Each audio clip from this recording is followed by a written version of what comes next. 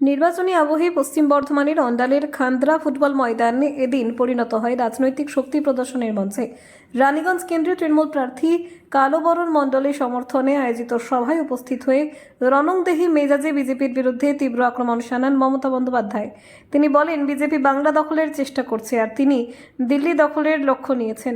রামনবমীকে ঘিরে রঘুনাথগঞ্জে ঘটে যাওয়া অশান্তির প্রসঙ্গ টেনে মুখ্যমন্ত্রী অভিযোগ করেন, পরিকল্পিতভাবে হিংসা ছড়ানো হয়েছে, প্রশাসনিক স্তরে বদল ঘটিয়ে পরিস্থিতি উত্তপ্ত করা হয়েছে বলে দাবি করেন তিনি।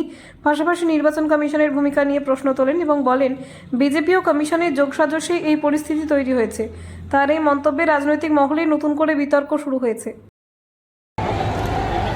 এই আসানসোল নতুন জেলা আমরা এসে তৈরি করেছি,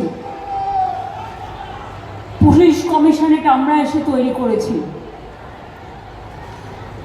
অন্ডাল এয়ারপোর্ট আমাদের তৈরি, কাজী নজরুল ইসলাম বিশ্ববিদ্যালয় আমাদের তৈরি,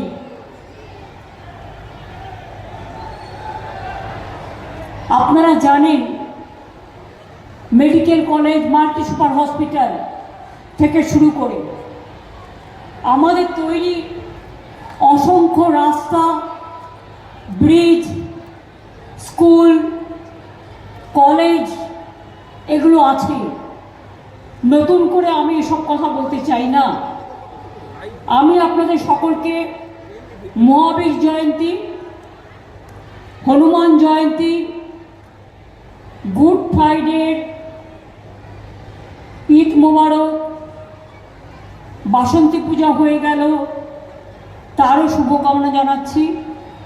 এবং बांग्ला हम बताएंगे आपका इधर में बहुत सारे इंडस्ट्री तैयार हो रहा है और सेंट्रल गवर्नमेंट के जो है चित्तरंजन लोकोमोटिव आज के ढुकছে যাদের আমি বাঁচিয়েছিলাম প্রাণ দিয়ে।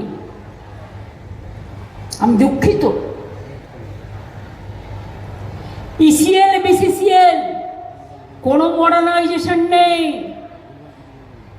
इसको মডার্নাইজেশন আমরা করেছিলাম বেঙ্গল প্যাকেজে, ভুলে যাবেন না।